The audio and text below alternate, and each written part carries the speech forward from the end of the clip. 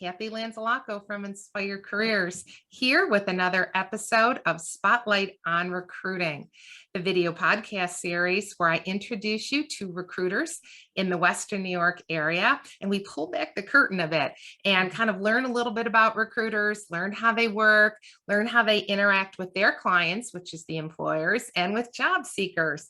So today I am really honored to have Lauren Lewis. Welcome, Lauren. Hi, Kathy. Thank you so much for having me. Oh, thank you for joining us. Lauren Lewis is a partner at Staff Buffalo, and she is also the president of BNHRA, which is the local Buffalo Niagara Human Resource Association. Staff Buffalo is a certified woman-owned business and certified staffing firm here in the Buffalo area. And we're going to talk to Lauren a little bit about that and about her role in Western New York, helping get people back to work here. But Lauren also is very involved in the Western New York community with a lot of nonprofits. She's also got a history in pharmaceutical sales, so she's got a really exciting story to tell, and her impact on Western New York is very much appreciated and very much felt. So welcome again, Lauren. Awesome. Thank you so much, Kathy. That's a nice intro. Wow. Well, I'm going to let you finish it. So as we start every interview and I say, tell us a little bit about yourself, Lauren. Yeah. Like Kathy mentioned, I have a background in pharmaceutical sales. I went to college in New York City and I kind of started as a chemistry major, thinking I wanted to be a pharmacist. Quickly learned that that was not the place for me. I did not like being in labs. And I was like, I'm in school in New York City. How do I take advantage of everything the city has to offer and, figure out what I want to do with my life? So I quickly changed majors from chemistry, ended up as a communications and media studies major, but I interned a lot in Manhattan in advertising sales and public relations. So it was really cool. I got to work for NBC Universal. So I was at Rockefeller Center, and I worked for Condé Nast. Yeah. And I worked for a really fun public relations firm in New York called Allison Broad Public Relations. And it was a dream for a college student for an unpaid internship, because I got to take home a lot of the product that we had. So it was beauty, fashion, and lifestyle. So I was taking home like shampoo, conditioner, hair products, makeup, like bath products. It was like the best. I remember we coming with like shopping bags full of goods. But that was probably one of my favorite internships. I learned a lot about branding, because Allison Broad was a female entrepreneur, started her own firm. Is pretty small and pretty new when I still got there, but she was huge on branding her own firm. And so I remember just kind of carrying that with me when we started Staff Buffalo. But when I got out of college, I moved back to Buffalo and got a job in pharmaceutical sales, which was kind of nice because I was able to blend my internship experience and sales experience with me thinking I wanted to become a pharmacist. So I kind of got the good side of both. And I loved pharmaceutical sales. I loved, talking with my customers and the nurses in the offices, the receptionists, the entire medical staff and team, and the doctors. And I loved talking with the patients in the waiting room. So I realized I really loved working with people and I loved building relationships. What was really missing for me in pharmaceutical sales was like the connection to Western New York. Although my territory was always Western New York, a company was based in Indianapolis, one was based in New Jersey. So there was no real tie here. And I always want to start my own company. So I was fortunate that my cousin, Maggie Shea, who's now my business partner too, we kind of ran into each other in Starbucks in Williamsville.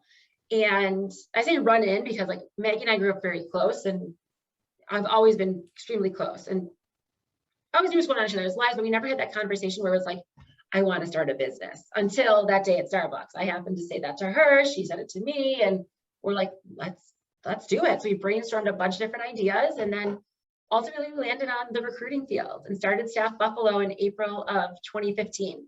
Wow. So we've been around 6 years now, which is awesome. People always ask me, like, how did you move from pharmaceutical sales to recruiting? Like, they're so different. Yes and no, but the main gist of everything I do is building relationships with people. So now I'm building relationships with companies and hiring managers and business owners in Western New York. We're also building relationships all the time with job seekers. So, it's different type of sales. Like, I'm always listening to people, understanding what their needs are and helping to provide them with a solution, whether it's helping to find a company with a great person to join their team, or it's helping to find or helping a job seeker land their dream job. So, we're always doing that type of stuff and building the relationships so we can make those matches and pair those people and companies together in the future. So And I think there's so many people out there now, Lauren, that are making those shifts. Our yeah, working lives are so long that to do one thing forever isn't very common anymore, and right. it isn't even very practical. And I, like you, I share very often. My first career was as a registered nurse, Yeah. and then I worked in HR for many, many years. We're not going to count those years today, but many years. So, but I think it helps when we're talking to job seekers, letting them know Mhm. what the possibilities are, and then being able to say, yeah, I've done this before, or I've been in your shoes before. So, maybe Yeah. that's a great way to start too. So let's talk about who exactly is your client. And that doesn't necessarily mean names of your clients, although you certainly could mention those, but talk to us a little bit about, so job seekers understand where you're coming from, what your perspective is, who you're serving. And then let's talk a little bit about the open search assignments that you currently have. Yeah, absolutely. So our clients are local companies. So we're hyper focused in the Western New York market. Majority of our clients are built in Buffalo, based in Buffalo, and kind of serving our area. We have worked on positions outside of the area, but usually is a Buffalo-based company, Mhm. or it's someone who's from Buffalo originally and moved elsewhere and started a business somewhere else. We work with really any size companies, small, medium, some large. I personally, my favorites are the small to medium-sized companies. So I think we can really make some great impact with them with their hiring. Mhm. And there's less like kind of loopholes to get through. Sure, yeah. But it's really any industry. We span everything, manufacturing, healthcare, the legal industry, nonprofit industry, government agencies. We worked with a lot of different companies, and they come to us when they have a specific hiring need. We focus primarily at Staff Buffalo on anything office level admin up to the C-level jobs. We do a lot in accounting, finance, legal, human resources, sales, marketing, general business operations. Wow, great. Customer service. That's awesome. Yeah, That yeah, but that just demonstrates again what a great job pool there is here in the Western New York area, and how there is such a diverse need for staffing. And we're not even always talking about, of course, the topic today is about lack of staffing for so many organizations, but there's a lot of jobs out there. Let's talk a little bit about some of the open search assignments you have now. What kind of roles are you looking to fill?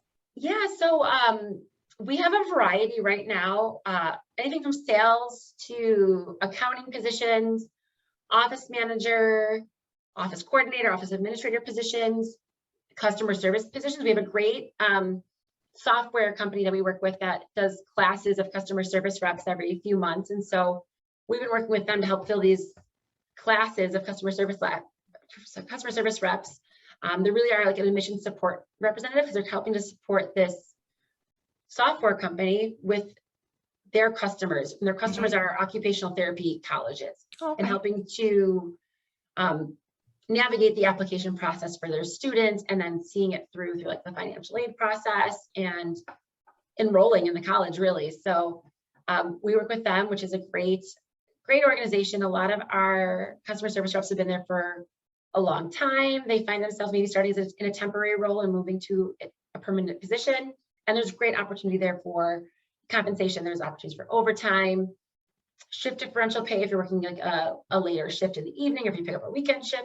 They really try to make sure that they are compensating and rewarding their employees and helping them develop and grow professionally too, which is great. So that's an exciting one. We just got that job in yesterday, and there's start classes looking at October 11th. So if anyone's interested in those types of roles, definitely reach out to us.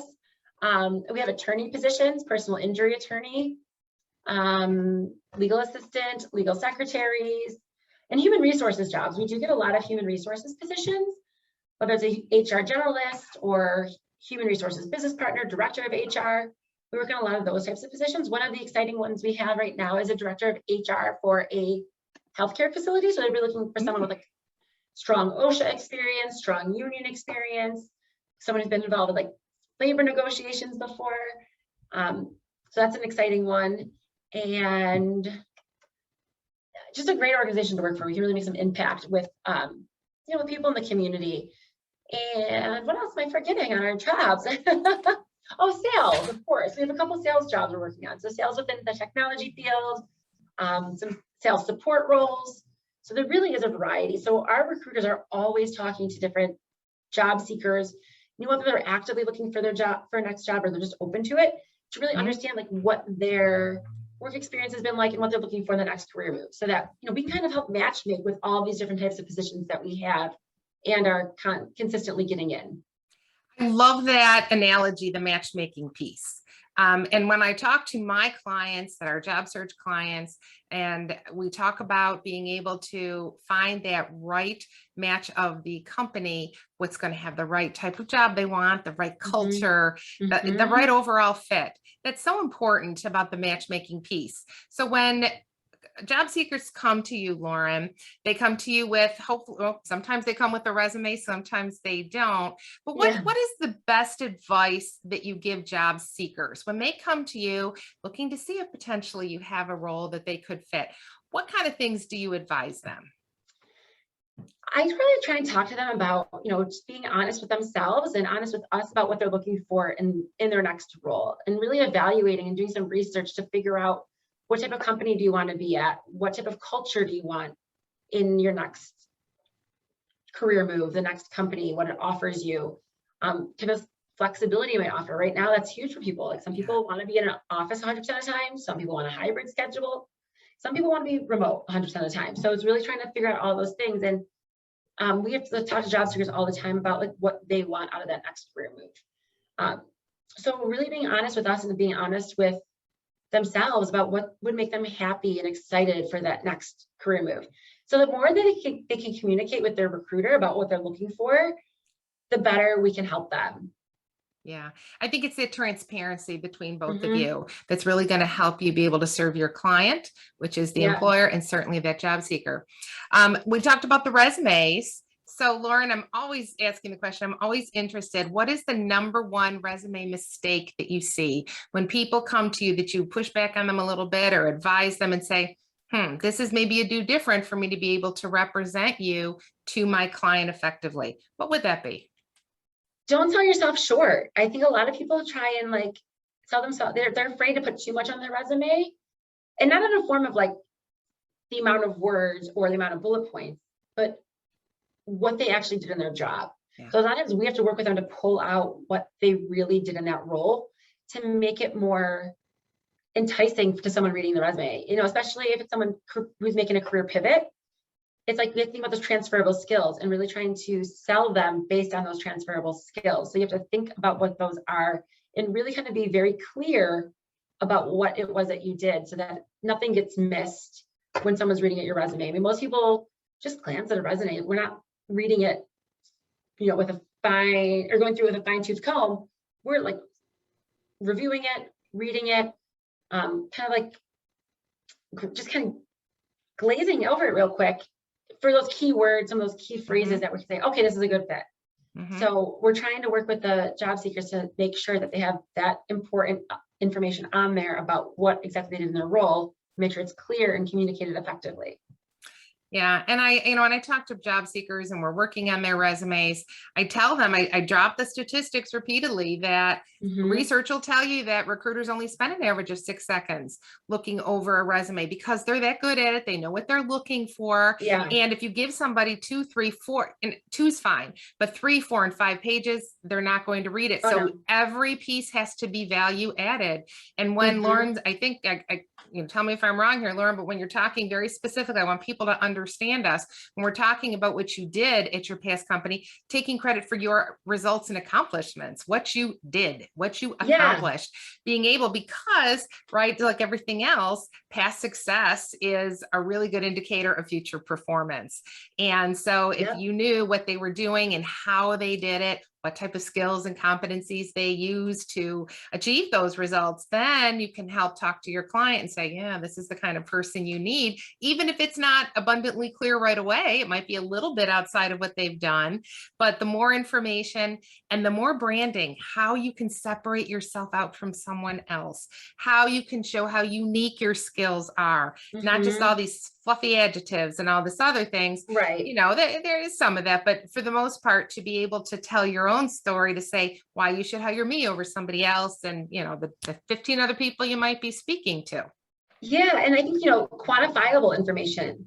on your resume. So if you met any specific metrics or sales results, if you grew some part of the business or what type of a project that you successfully completed, anything that shows the results that you contributed to is super important to have on your resume. Yeah. So you have Yeah. to show that. You have to give someone a reason why they want to at least talk to you and bring you in for an interview.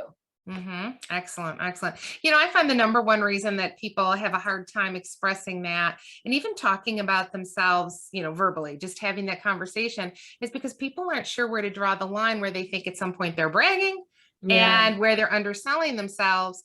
But I always say it's just because you don't know where that line is. But if you're telling the truth, it's not bragging. It's just simply talking about yourself and being able to communicate what you've done. And so really getting that elevator pitch down, understanding how to condense your information, but talking about accomplishments, you're never bragging because you're just talking about the truth. And then yeah, right. Yeah. If it's true, it's not bragging. That's what I always tell people. So yeah, I'm glad you agree. That's awesome. Yeah.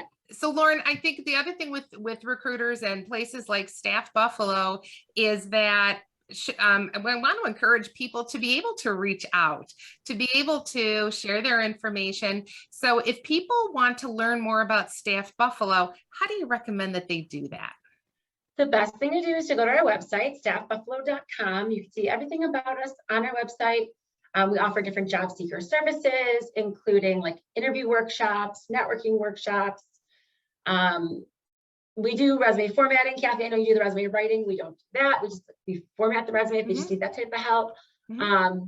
We have all of our jobs listed on our website as well. So if anyone's looking to see what we're that's a good one. That's good. The jobs are right there. People call all the time and it's so funny. They look us up online and get our phone number. And then I ask them, as you go to our website, staffbuffalo.com, they're like, oh no, like we'll go there. Like all the jobs are listed there. You can either apply directly to one of those positions, or you can submit a general application so that you're in our system for future jobs. One of the things that I love that our recruiters have been doing during the pandemic is doing virtual open interviews on Thursday afternoons.